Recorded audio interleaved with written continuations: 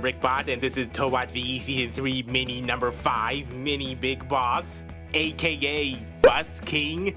Bus King. Bus King.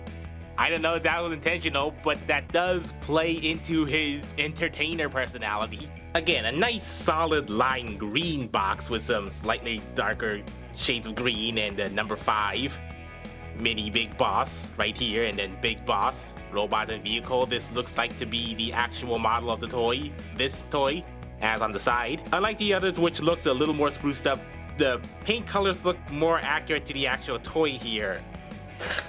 I opened this one from the bottom. This is a nice mini bus.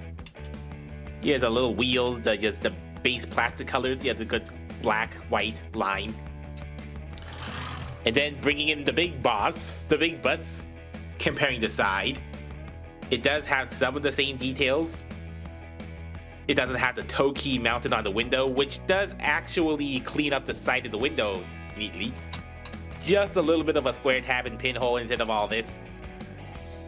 And also because it doesn't have any red joints, this does look a little more coherent. Apart from those big ball socket and screw holes. And also this additional square block that I assume just has to sit flush with this part when folded up. Also, this backside is actually all painted white. Looks a little bit yellowish on camera and in person, so I guess they just could only, just make this big line block and then just put a swath of white paint all over it. I don't think the color matching is the worst thing, but this is a big area to be easily scratched up by the kitties when rolling the thing around. The top section is very simplified, especially with these slopes. They're just slopes and not just actual like knee pads and little cubbies. Number 5. And this central section is not painted black, so it kind of loses some coherent flow with the rest of the body. So at least it still has the upper vents here. And this head panel actually is smoother than on the bigger one. And of course also the feet don't fold up, so they're just kind of sticking out there like little fins, bus tail fins. I guess the downsized molding is on point. Of course it doesn't have much of the bumper overhead sign detail. It kind of looks like the headlights are actually just painted on the top half and not both halves. Which actually I kind of like this narrower style more than it just was all painted out. Yeah, the front paint matching doesn't look so good because this is lime paint on white plastic and this is lime paint on black plastic, so you know the paint plastic doesn't show up as well on darker colors, so that is really noticeable on this one, more so than white on lime. But I'm nitpicking. Around the back we have no toe key, no lower white section, and no windows because robot feet.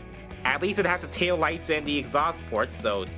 Also funny that the bus screw holes are on the opposite sides between the bigger one and the smaller one. Smooth side here with the screws. The scaling of this bus is a little small. Yeah, I mean, of course, compared to bigger cars and such, I mean, this is a small bus, especially short in width. This might be kind of accurate. It's just a little mini car with a slightly bigger bus, maybe still a little too wide, but transformation should just be about the same. Like the main parts of these side panels folding and then arms splitting, heads flipping. Kind of a hard racket in there. Backpack folding and the waist folding and the legs down.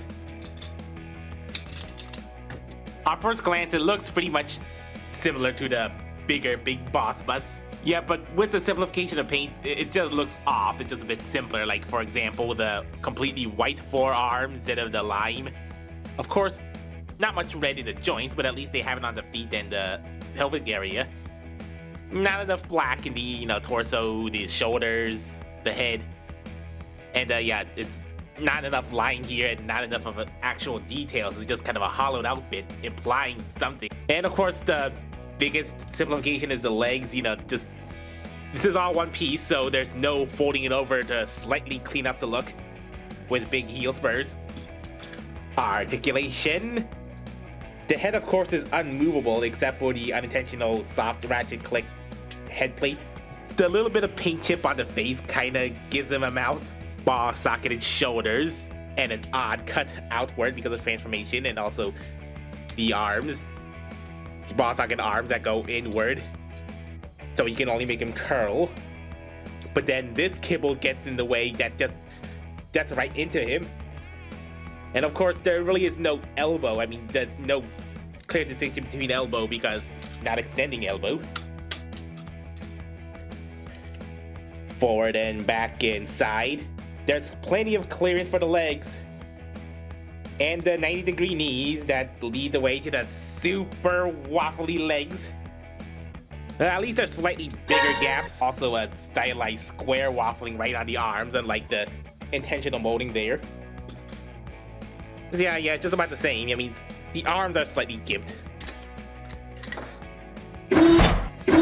Mini Big Boss, the Buzz King is a fine little mini version of the Big Boss Buzz.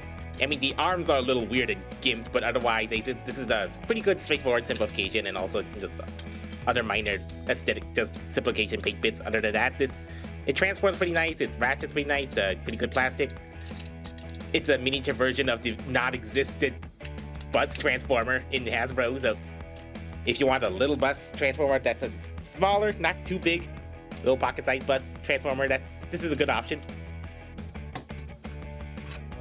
Another big one coming up.